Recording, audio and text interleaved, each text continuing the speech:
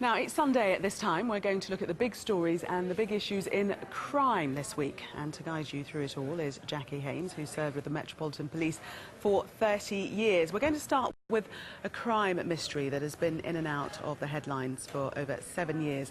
The disappearance of British girl Madeline McCann. Now, it's been claimed a man was suspected of trying to abduct a girl in the same holiday resort in the Algarve where Madeline vanished hours later in 2007. Well, the revelation has been made in a new book which has examined Portuguese police files and British documents into Madeline's disappearance. We'll get Jackie's view on this shortly, but first, this report from our crime correspondent, Martin Brunt.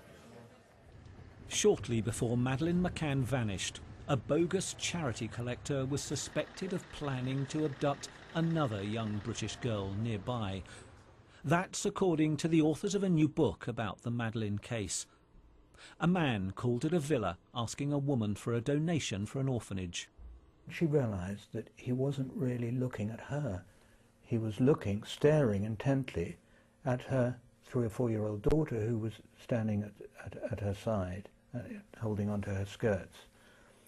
She later saw that man watching her place during the afternoon, and the next day she went upstairs for a moment or two to fetch something, and as she started to come downstairs again, she saw what she thinks was the same man, saw the bottom half of the same man in the room where her child was. And as soon as she started to come back into the room, he scarpered. The book also reveals that 3 years earlier, in a neighbouring resort, an intruder got into the bed of a young British girl.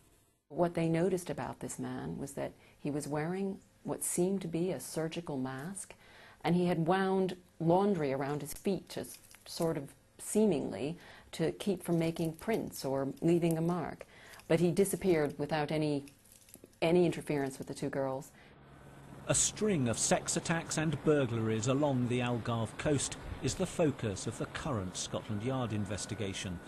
The victims have been interviewed by the team of British detectives trying to establish any link to Madeline's disappearance in 2007. The book reveals evidence that the McCann's holiday apartment, number 5A, may have been a particular target of intruders in the days before Madeline vanished. 2 separate witnesses repeatedly saw a man who both witnesses described as very ugly, spotted or pimply-faced, staring fixedly at apartment 5A. On one occasion, they both described him having been in the same position on the street. Now, that, combined with the fact that on the very day that Madeline disappeared, a lady visiting in an apartment upstairs saw from her balcony a man behaving very peculiarly in the laneway between the apartment and the pool. And that man was going out of an adjacent lane, an adjacent gate, closing the gate repeatedly to see if it was creaking. As if to see if it was creaking. Seemed to be looking around and generally acting very peculiarly before leaving. No explanation given, obviously. But that was at 4 or 5 o'clock in the afternoon on the very day that Madeline went missing at 10 o'clock that night. Madeline's mother, Kate McCann, has said that the British consul at the time told her he was aware of previous unsolved child sex assaults in the area. He said he'd discussed the issue with holiday companies. Asked if it had been aware of attacks and had warned holidaymakers, the McCann's tour operator, Muck Warner Limited, told the authors and Sky News it wouldn't comment. The Foreign Office said it didn't have any information. Had there been a note in their apartment when they arrived, do we think that the McCanns would have left the patio door unlocked on the night that they went to the other side of the swimming pool to have dinner, away from their children? One would be tempted to think that they would have made sure that everything was firmly locked up. The authors say that theirs is the first independent, objective book on the case. They didn't interview the McCann family. They conclude that British sniffer dogs sent to examine the family apartment and hire car never found any evidence that Madeline had been harmed.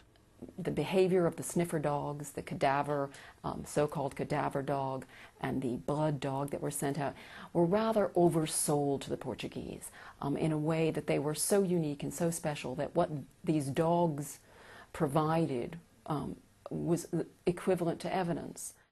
The idea of those dogs is that they are indicators, and even the handler himself consistently said, and is there in the police files to see, anything that these dogs do must be followed through. There must be actual physical evidence turned up after the fact.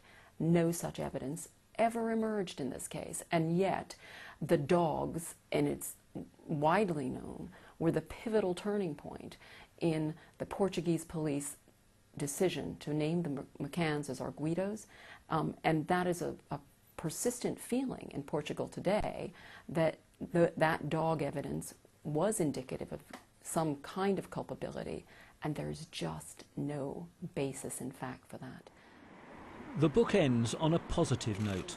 Quoting American statistics, it says that only 4% of missing children of Madeline's age are not located. More than half of them, 56%, are recovered alive. Martin Brunt, Sky News.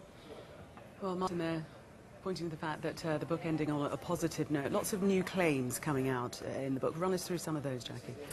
Well, as we've seen, there are sightings, positive sightings, which are probably still being followed up now.